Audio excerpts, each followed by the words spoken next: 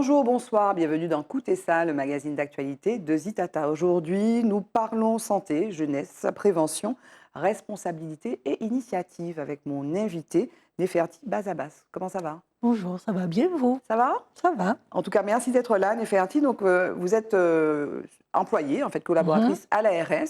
mhm. Et au sein de l'Agence régionale de santé, vous pilotez un programme qui s'appelle Santé Jeune. C'est ça? Tout à fait. Santé Jeunesse Martinique. Alors c'est vrai qu'on a voulu le tropicaliser, on va dire, Le le créoliser. créoliser. Donc on l'a appelé Santé Jeunesse Martinique. C'est un programme qu'on a commencé à lancer en 2021, fin d'année 2021, avec une enquête Santé Jeune qu'on a lancée sur les réseaux sociaux pendant 8 semaines. Et puis ensuite, on a lancé l'appel à candidature afin de pouvoir composer cette commission Santé Jeunesse Martinique qui va travailler sur toutes les thématiques qui ont émergé lors de l'enquête. Alors, quel succès cette enquête a eu à Alors, l'époque? on a eu quand même pas mal de retours. On a eu 900 retours. Donc, l'idée, c'était de pouvoir interroger les jeunes sur la santé en général et puis sur certaines petites thématiques qu'on avait déjà travaillé avec un groupe de jeunes en 2016 qui avait monté un débat public santé jeune à l'époque. Donc, on voulait avoir une appréciation, savoir si les thématiques étaient toujours les mêmes, si la priorisation de ces thématiques avait évolué. Donc, on a refait cette enquête santé jeune et effectivement, on s'est rendu compte que ce sont les mêmes thématiques. Donc maintenant, ces jeunes de la commission santé jeune pourront travailler, proposer des actions sur les thématiques qui ont émergé. Alors, c'est vrai que le thème de la démocratie, en fait, en matière de santé est assez présent. Alors, en allant un peu chercher pour préparer notre émission, j'ai vu qu'il y avait, alors je ne les connaissais pas, hein, il y a le CTS, donc le Conseil territorial de santé, il y a le CRSA, donc, qui est la Conférence régionale de santé et d'autonomie. Euh, Encore une autre commission, encore plus de démocratie. C'est quoi l'enjeu, en fait, de cette création d'une commission supplémentaire, à côté de Alors, ces deux dont je parle? la commission, enfin les commissions, les instances plutôt de Mhm. démocratie en santé, ce sont des instances qui ont été mises en place, notamment la CRSA depuis 2010, Mhm. le CTS depuis 2016, dans le cadre de la loi de modernisation. Et l'idée, c'était vraiment d'avoir un retour de la population, de faire participer la population pour avoir son retour sur les politiques de santé qui sont menées en région et au cœur des territoires de la population. Donc, savoir qu'est-ce que la population pense sur l'accès aux soins, sur la prévention, sur tout ça. Mais on s'est rendu compte que le public jeune n'était pas du tout présent dans ces instances. Sauf que c'est un public important chez nous et qu'on a du mal à toucher parce que lors des actions de prévention, on se rend bien compte qu'il fallait adapter peut-être les messages, revoir la façon de communiquer sur les réseaux sociaux. Et on s'est rendu compte qu'il fallait qu'on mette en place cette commission pour qu'elle soit à nos côtés afin de pouvoir nous conseiller, donner leur avis sur tout ce qu'on met en place. Parce qu'il y a énormément de dispositifs, d'outils qui sont mis en place pour la santé des jeunes, mais parfois, les jeunes ne connaissent pas ces outils et donc c'est important de leur donner, de travailler avec eux et qu'ils soient à nos côtés pour communiquer, informer leurs pairs sur ces outils. Et du coup, les thématiques donc, les plus importantes, donc, alors, on se rend compte quand on se balade en Martinique que les gens, on a changé, on est plus obèse, on a des problèmes effectivement de maladies chroniques qui affectent non seulement les personnes plus âgées, mais aussi les jeunes. Quelles sont les maladies sur lesquelles vous voulez axer votre action, peut-être, et qui sont peut-être remontées d'ailleurs du sondage que vous avez mené auprès des 900 personnes que vous avez touchées? Alors, je ne parlerai pas de maladie, je parlerai de thématiques, Thématiques, oui. parce que c'est vrai que ces jeunes ont parlé de l'accès aux soins. Oui. Ils ont parlé Qui est un problème de... pour tout le monde, hein, d'ailleurs. Tout à fait. Ils ont parlé de la santé mentale, Mhm. ils ont parlé des addictions, Ouais. de la nutrition, Mhm. et donc nutrition, activité physique, bien sûr, et puis ils ont parlé de la sexualité. Donc, c'est vraiment les 5 thématiques qui ont émergé de cette enquête. Alors, c'est une commission de 15 personnes. Mhm. Donc, elle a vocation à donner que des avis ou à faire des propositions ou à mettre en place des actions. Finalement, Alors, quelles sont les modalités des interventions de cette commission et de ces jeunes?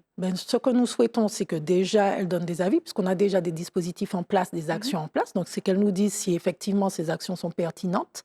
Et puis ensuite, qu'elle nous fasse des propositions d'actions qui pourraient aller vraiment plus toucher les jeunes au cœur de ces thématiques. Et puis, on voudrait, et c'est pour ça que quand on a fait l'appel à candidature, on a fait tous les territoires, une tranche d'âge quand même assez, puisqu'ils ont entre 16 et 29 ans. Et l'idée, c'était vraiment de pouvoir toucher des jeunes en activité, des jeunes lycéens, étudiants, que ce soit représentatif des jeunes et qu'ils puissent nous aider notamment à toucher des publics, des jeunes qui sont peut-être en dehors des cadres, Oui. qui ne sont pas scolarisés, qui sont en mission locale ou des jeunes. Donc l'idée, c'était vraiment de pouvoir avoir un panel de jeunes qui puissent nous aider. Donc comme je l'ai dit, c'est un avis sur ce qui est déjà mis en place, mais aussi des actions, des propositions d'actions de façon à pouvoir mettre des choses concrètes en place. Par exemple, le thème, vous avez parlé de la santé mentale, ou ils ont parlé de la santé mentale. Oui. C'est un thème dont on ne parle pas beaucoup et on a l'impression que c'est vraiment quelque chose comme une bombe à retardement dans ce pays. Enfin, c'est une impression, peut-être que je me trompe, hein, mais qui est liée d'ailleurs probablement, enfin moi je le dis, vous allez me dire si je me trompe, hein, aussi à certaines consommations. Par exemple de cannabis, parce que les taux de THC, on entend ça, hein, ce sont des choses. Si je me trompe, peut-être que je me trompe après d'autres, mais le taux de THC a évolué, a changé, n'est pas exactement celui que à l'époque il y avait quand moi j'étais jeune, que j'avais 15 ou 16 ans ou 17 ans. Est-ce que les jeunes finalement de cette commission présentent les choses comme ça, ou est-ce que je suis loin du compte et de la réalité? Alors sur la santé mentale, on s'est rendu compte que dans le sondage, ils ne parlent que de bien-être ou de mal-être. Ils ne parlent pas vraiment de santé mentale. C'est nous qui mettons le terme santé mentale parce qu'on sait que c'est lié. Mais eux, ils disent qu'ils sont bien, qu'ils ne sont pas bien, qu'ils ont des petites phases de dépression, qu'ils ont déjà certains ont déjà dit qu'ils ont pensé au suicide, etc. Donc nous, on va plus loin en disant qu'on englobe tout dans la santé mentale. Maintenant, l'idée, c'est qu'avec eux, parce qu'on ne veut pas non plus... je voudrais dire mâcher le travail ou leur imposer des choses. Il faut quand même que cette commission, elle vient d'être installée. Oui. Donc, elle n'a pas encore travaillé. Donc, l'idée, c'est qu'on va leur donner de la matière. Donc, on va leur présenter, sur chaque addiction, on aura un professionnel qui va venir leur expliquer, avoir des temps d'information, des ateliers d'échange, afin qu'ils puissent donner leur avis. Parce qu'il ne faut pas non plus qu'on leur impose les choses, qu'on leur dise, bon, voilà, c'est ça, ça, ça. Donc, l'idée, c'est que ça vienne d'eux aussi. Mais dans la mesure, enfin, peut-être là aussi, vous allez m'expliquer, comme il y a d'autres instances, j'imagine que les personnes les plus âgées, qui sont dans les autres instances, on a parlé de la CRSA, ou bien du Conseil territorial. Du Conseil territorial. J'imagine que ce sont des questions de santé publique qui nécessitent que tout le monde s'en préoccupe, et peut-être que les adultes aussi s'en préoccupent de leur côté, non? À un moment, il y aura une jonction pour parler spécifiquement de ces questions-là? Mais justement, alors les adultes s'en occupent, mais c'est vrai qu'on est plus sur... la CRSA, en 2016, organisé un débat public sur la santé des jeunes, donc qu'à l'époque, c'était des jeunes préoccupations. Et on s'est rendu compte, effectivement, qu'à l'issue de ce débat public, il y avait une nécessité de mettre en place cette commission santé jeunes parce que les membres de la CRSA, qui sont des professionnels de santé, des syndicalistes du domaine de la santé également, se rendaient compte qu'ils étaient déconnectés. D'accord, ils ont parlé avec les jeunes, ils ont échangé, mais il y a un gap, et qu'il fallait vraiment des jeunes pour pouvoir parler aux jeunes et pour pouvoir avoir des remontées. On a été surpris sur certaines thématiques d'entendre les jeunes nous dire certaines choses lors sur des addictions, par exemple, certaines choses qu'ils consomment que nous, on ne connaît même pas. Ils testent des choses, des mélanges de produits, tout ça. Donc, si on ne les a pas, ces jeunes-là, parce que ce n'est pas quelque chose qu'ils vont dire à leurs parents. Enfin, je ne pense pas que... Donc, c'est pour ça que c'est important. Et on s'est rendu compte dans le sondage que parfois... on n'aurait pas pensé, on aurait peut-être dit plus, par exemple, sur le tabac, alors qu'il y a 15% seulement qui ont dit qu'ils ont fumé une cigarette. Ils sont sur quoi, là, alors? Donc, alors, il y a 20% qui ont dit qu'ils ont déjà testé le cannabis, beaucoup plus sur l'alcool. On est à 45% sur l'alcool. Donc, c'est là qu'il faut adapter aussi les messages, peut-être parce qu'on focalisait sur le tabac, alors que finalement, ce n'est pas la priorité pour eux. C'est pas la priorité. Ce n'est pas leur pratique. Voilà, exactement. Donc, sur la nutrition, par exemple, il y en a quand même 15% qui ont dit qu'ils n'ont pas les moyens de manger 3 fois par jour.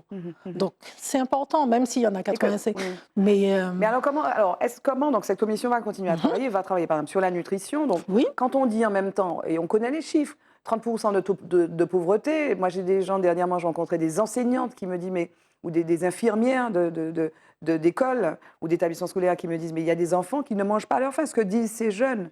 Qu'est-ce qu'on fait? Comment on fait? Justement. Ils ont peut-être les solutions, mais ces solutions sont macro, quoi, on va dire. Oui, mais c'est après comment on met en place. Comment on met en place? On met en place des actions pour pouvoir répondre à ces besoins-là.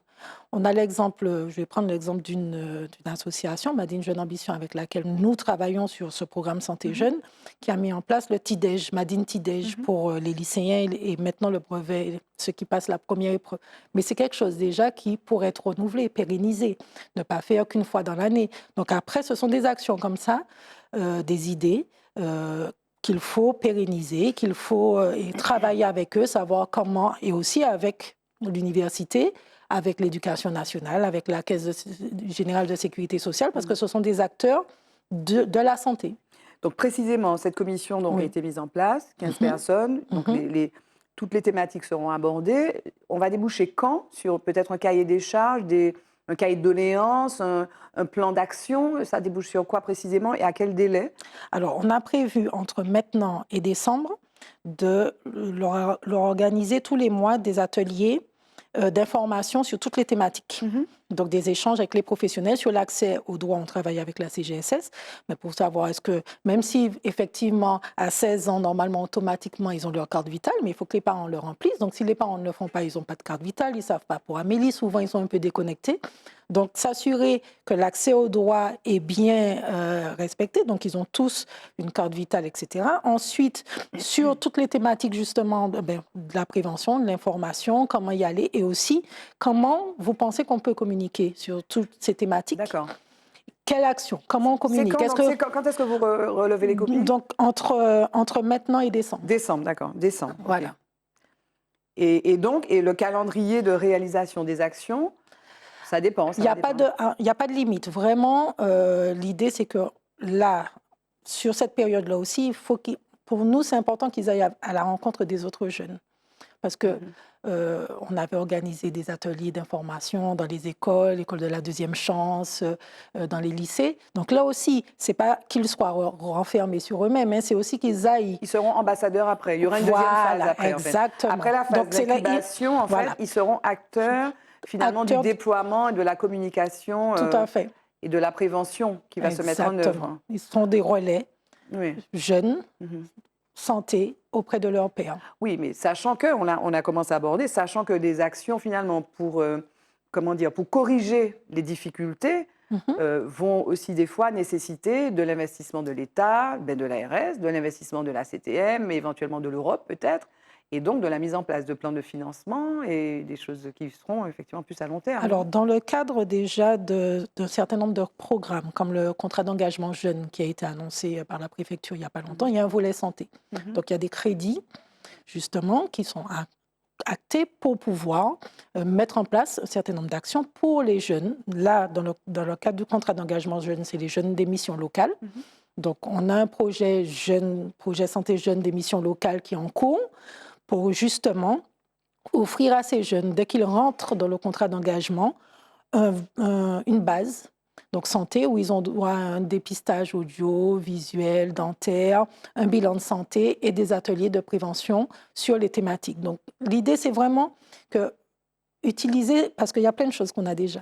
Donc c'est mutualiser, optimiser, communiquer sur ce qui existe et puis faire plus si effectivement il y a matière, si les jeunes décident que sur cette thématique-là, c'est pas comme ça qu'il faut qu'on communique avec les jeunes parce qu'il faut aller là, on sera à leur écoute en tout cas. Mais ils font ça parce que ce sont des jeunes qui sont engagés dans la vie, qui sont écoliers, qui sont étudiants. Donc c'est quoi? Ils se réunissent tous les combien? Tous les mois, pour l'instant, puisqu'on est dans la phase d'acculturation, si on veut dire. Mais c'est vrai que ce sont des jeunes bénévoles et on est conscient du temps que ça demande, du temps, de l'implication et tout ça. Donc l'idée, c'est de voir avec eux comment on les accompagne, comment ça peut déboucher aussi sur des rencontres professionnelles. On a des jeunes en activité, donc c'est vrai que ceux-là, on fait part de leur désir parce qu'ils souhaitaient aider les jeunes et participer à cette action. Donc c'est vrai que ce sera prenant. Chronophage, mais c'est vraiment pour la bonne cause. C'est l'engagement. Parce que c'est l'engagement, exactement. Pour la santé des jeunes, il faut qu'ils soient acteurs de leur santé. Donc, on les accompagne, mais c'est vraiment eux qui doivent être au cœur du programme. Et un président, une présidente de commission? Alors pour l'instant non, parce que comme on les a installés, on a installé cette commission, ils ne se Récemment. connaissent pas. Oui, d'accord. C'était leur première rencontre. Donc l'idée justement, c'est que pendant ces 4 mois, enfin ces 6 mois jusqu'à décembre, eh bien, qu'ils puissent se rencontrer lors des ateliers et qu'ils puissent faire connaissance et qu'en décembre, ils puissent élire un bureau. J'ai oublié de vous demander, comment vous les avez sélectionnés Alors on a fait un appel à candidature dans les réseaux sociaux. D'accord, On a eu 45 candidatures. très bien. Et on en a choisi une vingtaine, donc il y en a qui ont désisté, mais l'idée aussi, c'est de pouvoir constamment renouveler cette commission. On sait Oui, qu'il y en a oui. qui partent, ils sont lycéens, étudiants, donc il y en a qui vont partir. Et on a essayé de... Parce que la commission dure combien de temps, vous m'avez dit? Il n'y a pas de limite. Il n'y a pas de limite, d'accord. Non, il n'y a pas de limite. On a décidé de ne pas limiter. On a des grands chantiers qui attendent l'ARS, notamment sur le projet régional de santé, donc avec le public jeune qui était un public cible. Donc, il y a plein de choses sur lesquelles ils seront mobilisés. Donc, on ne veut pas mettre de limites. Mais c'est vrai qu'on a essayé d'avoir une représentativité du territoire. Donc, malheureusement, on n'a pas de jeunes du Nord du tout, mais on a des jeunes du centre et du sud. Donc, on espère que lors des actions que l'on mènera sur les territoires, dans les territoires, ben, les jeunes, on arrivera à mobiliser des jeunes du Nord. OK. Le mot de la fin, Néfertiti, ce serait quoi? Alors, si je devais parler aux jeunes, je leur dirais de se mobiliser, que la santé, c'est important. C'est vrai qu'on n'y pense pas parce qu'on est jeune, mais que les jeunes, c'est l'avenir de la Martinique et qu'il faut qu'ils soient en bonne santé pour être debout pour les combats qu'ils ont à mener. Il y a peut-être un site internet où on peut avoir des infos? Alors, il y a une page Facebook pour l'instant. Il y aura un site internet Démocratie en Santé Martinique sur lequel il y aura toutes les instances. Mais pour l'instant, il y a une page Facebook Santé Jeunesse Martinique qui est active et sur laquelle on met toutes les informations concernant le programme Santé Jeune et la commission. Merci Néfertiti Bazabas. Merci. Moi, je vous retrouve pour le prochain épisode de Coutez ça, donc le magazine de l'actualité sur Zitata. À bientôt, merci.